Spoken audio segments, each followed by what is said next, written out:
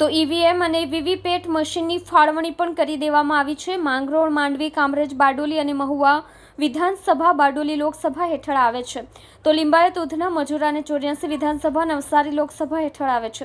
આ તમામ વિધાનસભામાં મતદાન થશે. સુરત લોકસભા બિનહરીફ જાહેર થઈ છે. તો સુરત લોકસભા હેઠળ સુરત પૂર્વ, સુરત પશ્ચિમ, વરાછા રોડ, કરંજ, કતારગામ અને ઉત્તર વિધાનસભા આવે છે.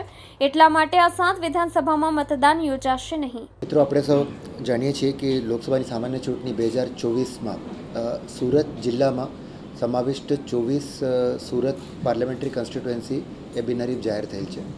બટ મીડિયાના માધ્યમથી અને અમુક સોર્સેસથી એવું જાણવા મળેલ છે કે લોકોને એવું લાગે છે કે આખા સુરત જિલ્લામાં જ હવે કંઈ ચૂંટણી યોજાવાની નથી. બટ એ વાત સત્યથી પરે છે.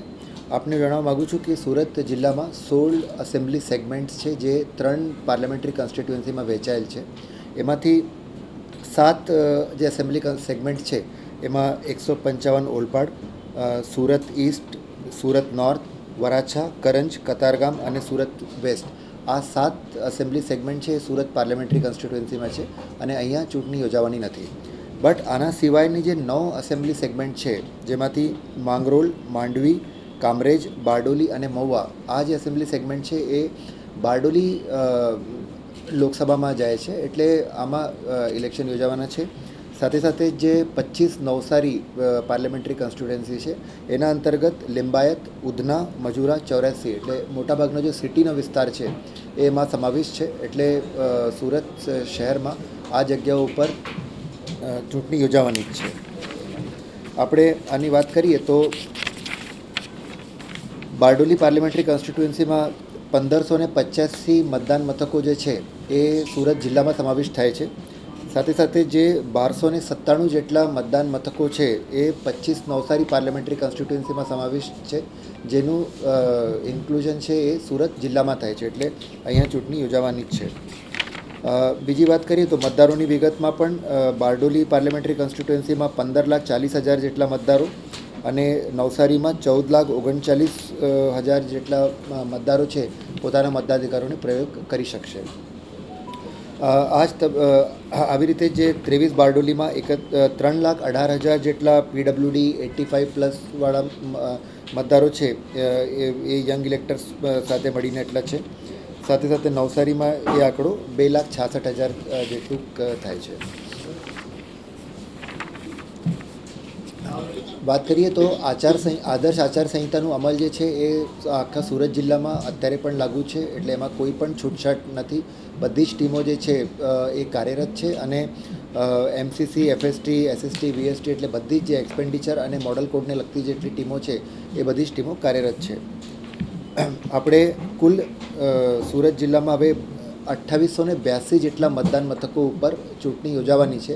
આના બાબતમાં જે ઈવીએમ, વીવીપેટ અને એ બધું જે તે એસેમ્બલી સેગમેન્ટને અપાઈ ગયા છે અને કમિશનિંગની કામગીરી પણ પૂરી કરવામાં આવેલ છે.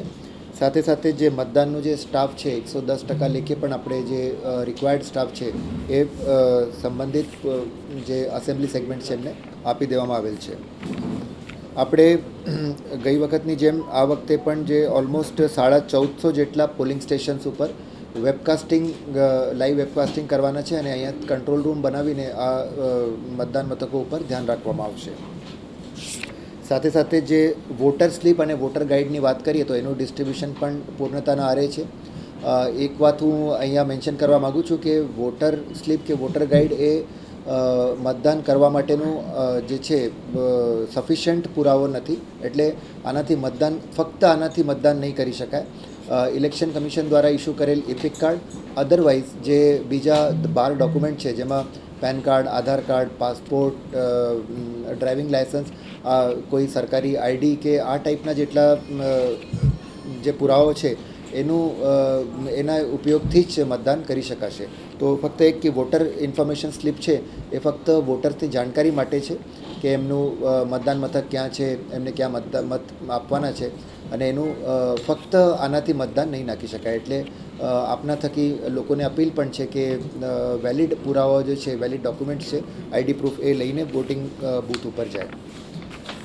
સાથે સાથે વાત કરીએ તો પોસ્ટલ બેલેટથી પણ આપણે જે ચૂંટણી ફરજ બજાવતા જેટલા સ્ટાફ છે આમાંથી પણ 13,000 જેટલા લોકોએ 13,117 જેટલા લોકોએ પોસ્ટલ બેલેટથી મતદાન કરી ચૂક્યા છે. સાથે સાથે જે કમિશનનો નવતર પ્રયોગ છે કે એમાં પર્સન વિથ ડિસેબિલિટીઝ અને 85+ના વોટર્સને આપણે જે હોમ વોટિંગ કરાવીએ છીએ, આમાં 417 જેટલા 85+ વોટર્સ અને 34 જેટલા પીડબ્લ્યુડી વોટર્સ છે એ લોકોએ વોટિંગ કર્યું છે.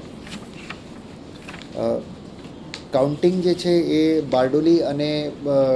બારડોલીની જે કાઉન્ટિંગ છે એ સોનગઢમાં ખાતે થવાની છે અને નવસારી પાર્લામેન્ટરી કોન્સ્ટિટ્યુન્સીની કાઉન્ટિંગ નવસારી ખાતે થશે. ફરિયાદ નિવારણ માટે પણ જે બધી એનજીએસપી, સિવિજિલ અને એ જો અરેન્જમેન્ટ છે એ કન્ટિન્યુઅસ છે.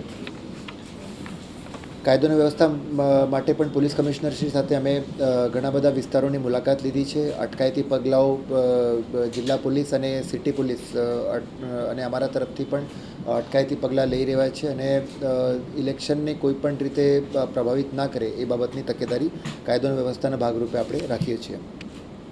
મીડિયા સેન્ટર પણ આપ સુવિધિત જે જૂની કલેક્ટર કચેરી જે આયોજન ભવન છે એમાં મીડિયા સેન્ટર પણ કાર્યરત છે. અને આઈટી એપ્લિકેશન્સમાં આપણે એક ખાસ જે કહીએ તો ECI રિઝલ્ટ્સ કરીને એક જે એપ્લિકેશન છે એમાં મતદારના દિવસે દરેક ઉમેદવારને મળેલા મતોની રિઝલ્ટ્સમાં મતગણતરીના દિવસે જે ઉમેદવારોને મળતા મતો અંગેની જાણકારી માટે ECI રિઝલ્ટ્સ કરીને એક વેબસાઇટ પણ છે.